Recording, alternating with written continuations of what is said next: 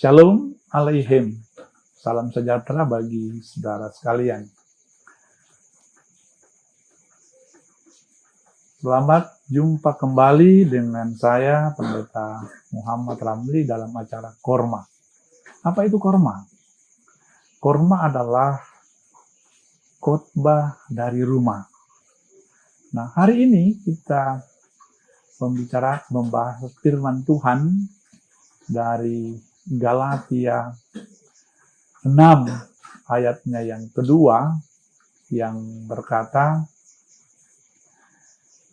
bertolong-tolonganlah menanggung bebanmu, demikianlah kamu memenuhi hukum Kristus. Nah, saudara-saudara, bangsa Indonesia itu bangsa yang dikenal sebagai bangsa yang hidup dalam kebersamaan. Bangsa yang hidup bergotong royong. Tidak ada kegiatan dalam masyarakat yang tidak dikerjakan secara bersama-sama. Tetapi itu pada masa lampau. Pada masa sekarang ini, semangat gotong royong itu mulai luntur dan digantikan dengan semangat egoisme.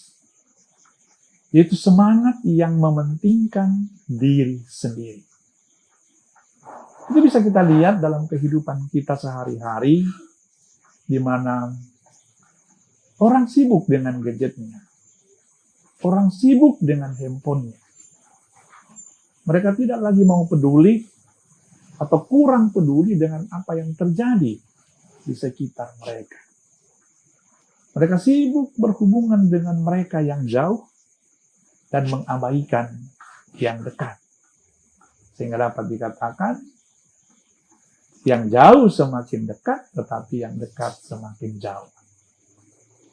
Nah, firman Tuhan pada saat ini dari Galatia 6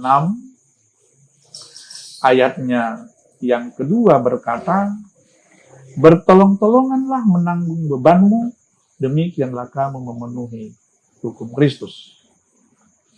Nah, ungkapan ini adalah ungkapan yang disampaikan oleh Rasul Paulus kepada jemaat yang ada di Galatia yang mengalami penurunan iman. Nah, pertanyaannya adalah, mengapa orang-orang percaya yang ada di Galatia mengalami kemunduran iman? Ini disebabkan oleh karena munculnya guru-guru palsu di tengah-tengah kehidupan mereka. Nah, guru-guru palsu yang pertama itu adalah dari pihak Yudaisme,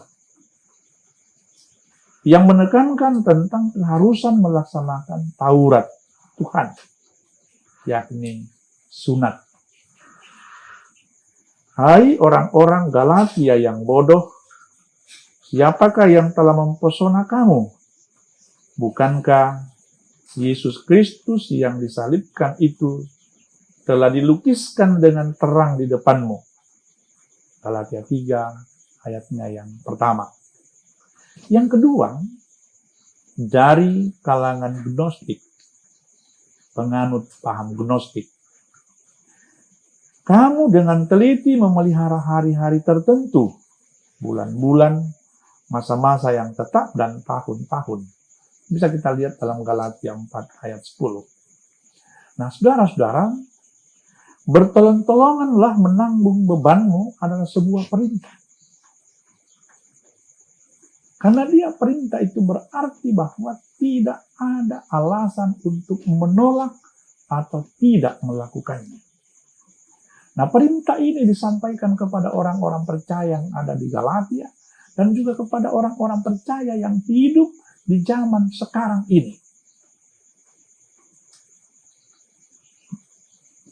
Untuk apa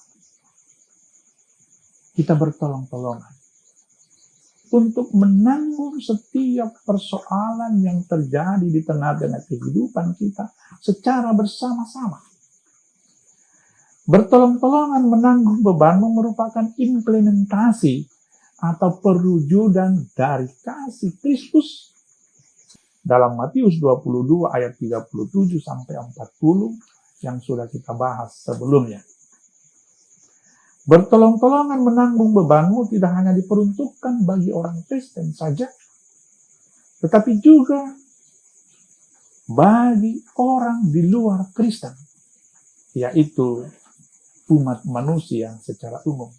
Bertolong-tolonganlah menanggung bebanmu, ini sangat penting, apalagi di zaman sekarang ini, di mana bangsa Indonesia bahkan dunia sedang menghadapi corona atau virus COVID-19. Orang-orang Kristen harus terlibat dalam menanggulangi penyebaran virus corona dengan cara mensosialisasikan hidup sehat dan bersih kepada seluruh warga gereja, kepada seluruh warga masyarakat. Begitu juga untuk sementara waktu menghilangkan tradisi atau kebiasaan salaman sesudah ibadah di gereja, ibadah di rumah tangga, ibadah di pemuda, ibadah di kaum bapak, ibadah di kaum perempuan, dan lain sebagainya. Nah, gereja juga harus mendorong agar warga gereja patuh dan taat terhadap apa yang diarahkan oleh pemerintah. Kita semua harus dapat menahan diri untuk tidak memposting hal-hal yang belum kita tahu kebenarannya.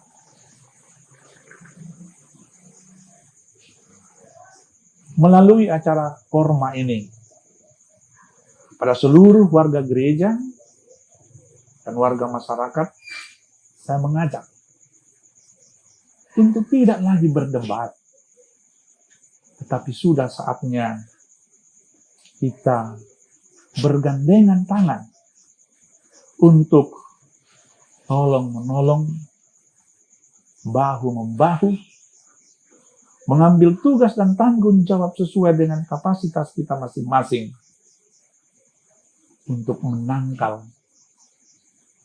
penyebaran virus corona ini. Sambil kita berdoa kepada Tuhan Yesus agar segala upaya yang kita lakukan diberkati oleh Tuhan, sehingga bencana ini dapat berlalu dengan baik. Amin. Demikian renungan firman Tuhan pada saat ini. Semoga firman Tuhan ini menguatkan iman pengharapan kita di dalam Yesus Kristus, dan sampai jumpa pada acara Korma berikutnya. Tuhan memberkati.